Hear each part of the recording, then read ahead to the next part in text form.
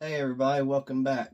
In this episode, I thought I'd bring up that little pesky load gate that's in the Daisy spring air rifles. They tend to be a bugger. They break a lot. They got a real soft weak point towards the center. Uh, they're if you're wanting to get them out, they're real hard to take out.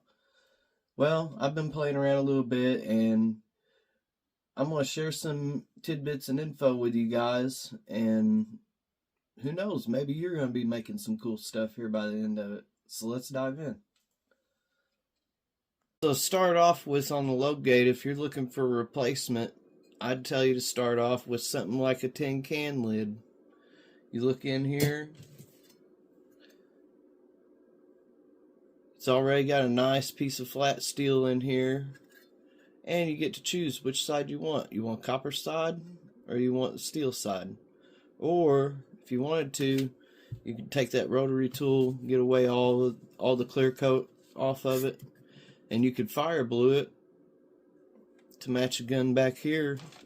I mean, you got some options with some steel. But this was my little first attempt at it. And it fits in my boy's gun pretty good. But then, me and the boys were out shopping at a Hobby Lobby, and I came across a brass plate sheet, and it was really thin. So I picked it up, and I got to playing around with it, and this is my little finished product for a load gate.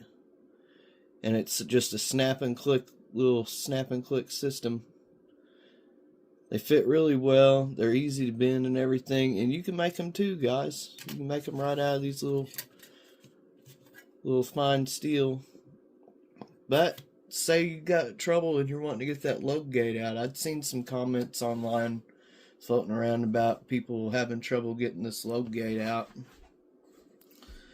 Well, I ran across a little piece that I'd hacked off in my projects past.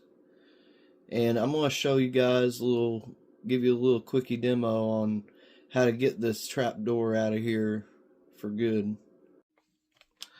So my approach to removing the load gate assembly is I like to start off with a bare gun shroud. That's everything removed from inside, the shot tube assembly included. You'll have to have the tip removed, but for illustration purposes, I've got this hacked off piece and it still has the load gate in it. So to start with the removal, you'll come up here to your shot tip end, and you're going to want a small fine screwdriver. And you're going to want to take this load gate door, open it not quite halfway, and you're going to want to push down on this door. And then you're going to take the screwdriver up in here on the arrow side of the load gate, and your tip's up here like this. After you have that screwdriver tip inserted, go ahead and twist it and stand it straight up against this. There it is. So you have your driver blade standing straight up, and what it does is it pushes this door down underneath this metal. Whenever that's done, from the back of the gun barrel shroud, you're going to insert a rod. I like curtain rod myself. This one has a nice flat tip on it. But you can insert it, run it all the way up to your door. And then what I prefer is to stand it straight up in the air and give it a good firm jolt on the barrel shroud. And after that good bump, you'll have your barrel shroud, your load gate pushed out.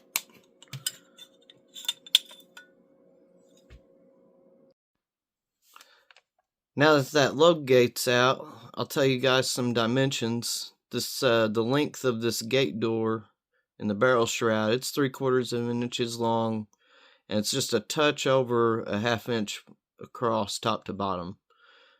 Now, if you want to make your own out of a sheet, some type of sheet steel or brass, copper be it, for a load gate that'll fit inside the door for you to open and close it, you're going to want it to be a minimum of 1 inch wide. and a minimum of 2 1/4 inch in length. You'll want that strip to be. And then to start bending it, I like to go with about like a 1/2 inch rod. Stick it on there, and I'll pinch one side of it down. You start stretching and rolling and pressing and pushing, and then you'll get your shape rolled into form. Then you can come up here, get a good zoom on it. I just take some snips and I'll snip out a 3/4 inch wide door here, and then I'll take the ear tabs and I'll bend them over, and then on the back side too. And there's a reason for that. If you just left it flat, it's gonna grip. You're gonna have a hard time opening and closing your door. So these help glide it along. So we'll stick one of these in the end of this piece here, and we'll see how it looks.